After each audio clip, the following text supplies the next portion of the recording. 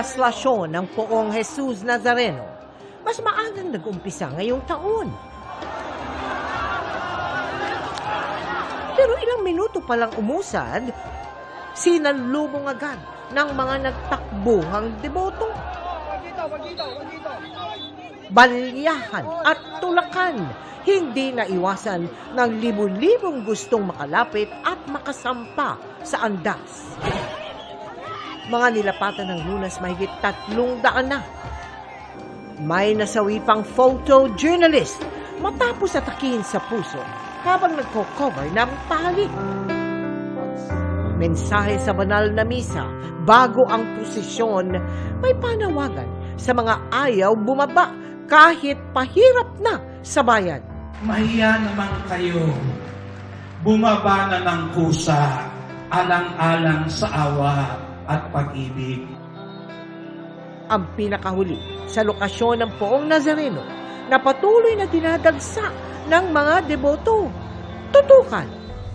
Isa kumpirmadong patay sa pagguho ng lupa sa isang landfill facility sa Cebu. Pero 34 patuloy na hinahanap. Ilang nakaligtas sa pagsabog ng Bulkang Mayon noong 1993. Muling nangangamba, ngayong patuloy na nag-aalboroto ang bulkan. At as Ralph Love Team, nina AZ Martinez at Ralph De Leon, pinakilig ang fans sa kanilang sweet photos sa Siargao. This is Philippine Culture. There was a ballot that was rejected first. Live mula sa GMA Network Center, ito ang 24 Oras.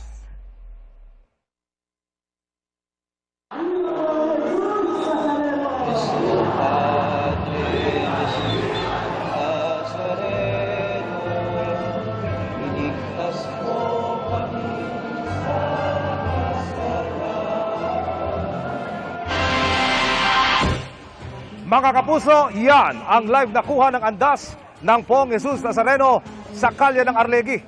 Mahigit 14 na oras na ang itinatakbo ng prosesyon na nagsimula kaninang alas 4 ng madaling araw sa Quirino Grandstand.